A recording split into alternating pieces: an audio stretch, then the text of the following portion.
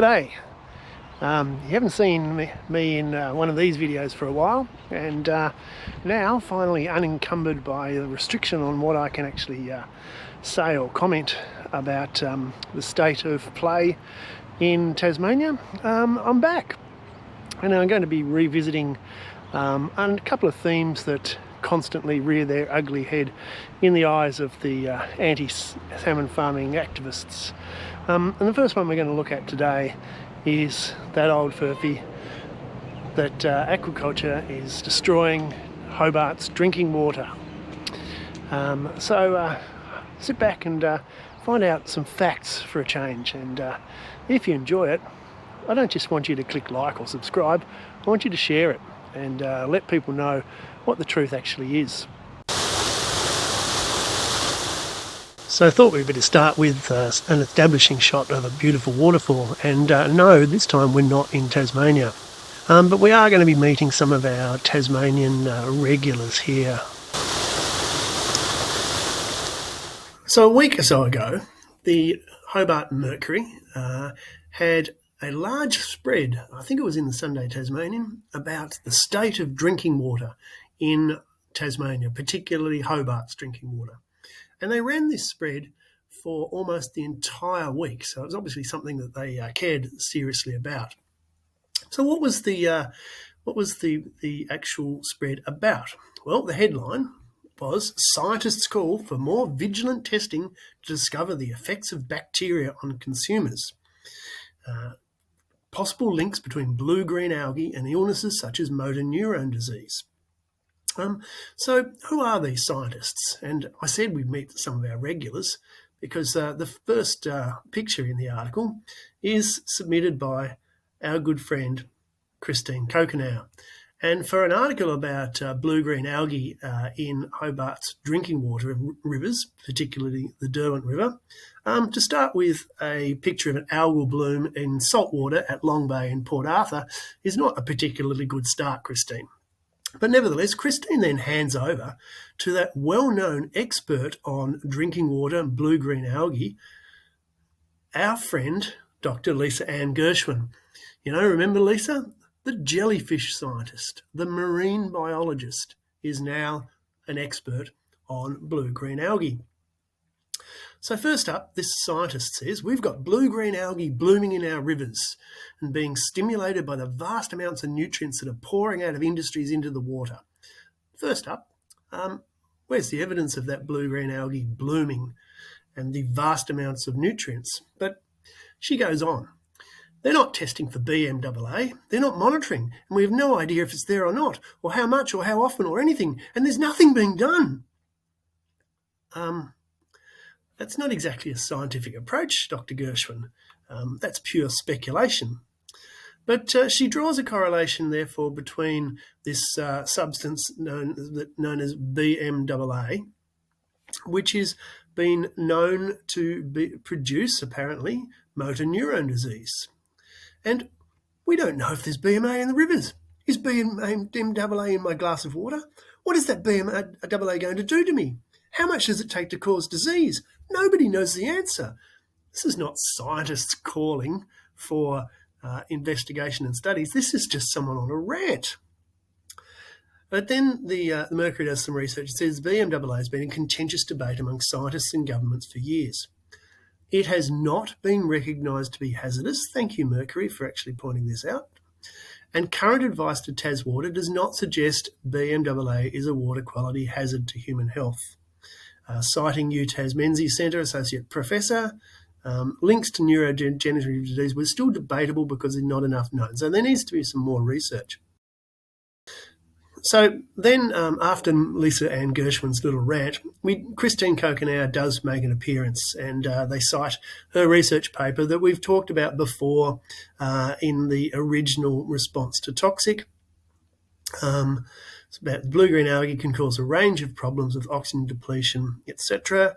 And then an ecologist, Chris Bobby, says there's a melting pot of activities that could negatively affect the river, but blue-green algae was a natural part of the aquatic environment. Blue-green algae occurs naturally, but the issue is if nutrient conditions and environmental conditions like water temperature and flow are favourable to the blue-green algae, which can become a more dominant feature. But we mustn't forget that the Derwent is a regulated system. We regulate the flow out of Meadowbank Dam. We also have agriculture and forestry activities, which are obviously using herbicides and pesticides and fertiliser and can affect the ecosystem of the river. They all influence the river to a degree. That means that what happens in the river can be caused by man, but overlays this natural environmental variability. We also want to be able to grow trees and logs, he says, and we want to produce hydroelectricity. We also want to drink the water, and we also want fish farms there. So finally, in the last sentence, they mention fish farms, but wait for it. Taswater then has to respond, saying Taswater says the state's water is absolutely safe to drink and meets the Australian requirements. So next one, the Mercury hits us with this next article about a Upper Derwent resident diagnosed with motor neurone disease.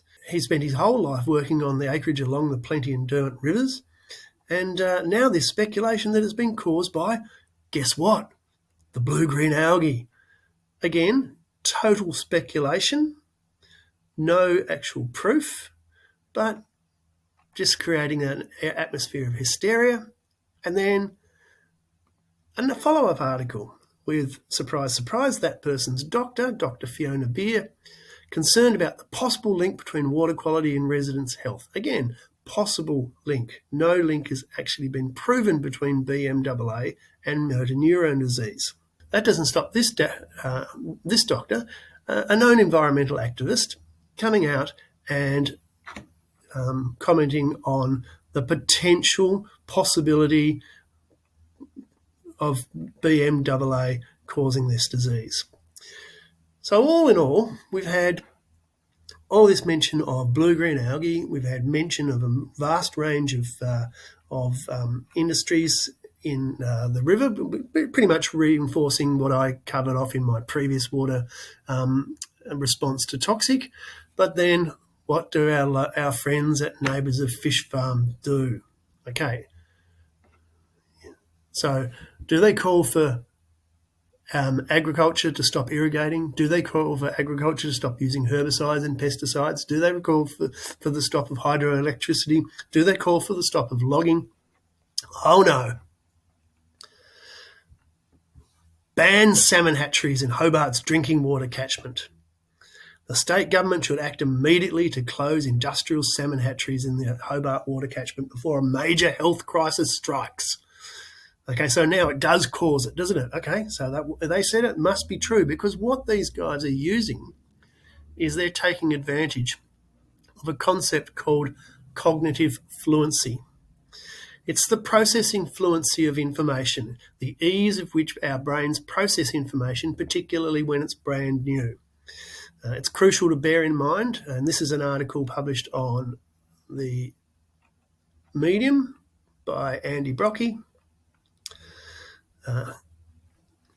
It's a crucial aspect to bear in mind when trying to resonate and reason with others. By making words or phrases that are cognitively fluent, it has been found that humans perceive the words and phrases as more likely to be true.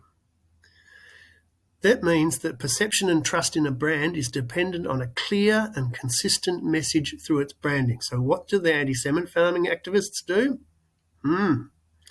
In contrast, with people like me, by creating a message that could lead to more questions and be more difficult to understand, people could perceive the message to be less truthful and less beneficial to them. So whenever we come out and try to explain the science about what is actually happening, it's a complicated story.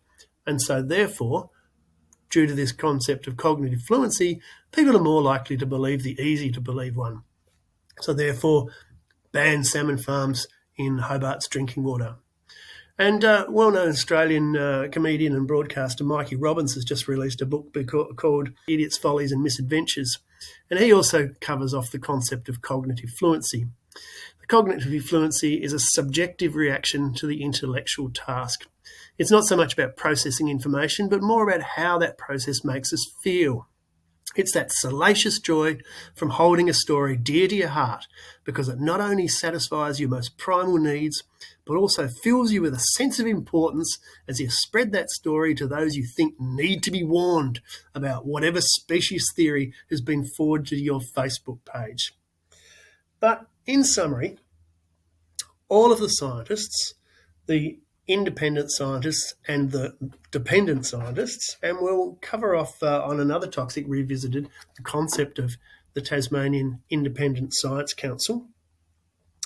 All of them do not highlight salmon farms, but because NOF has got a message that they want to exploit our cognitive fluency, they'll come out and say, ban salmon hatcheries before a major health crisis strikes.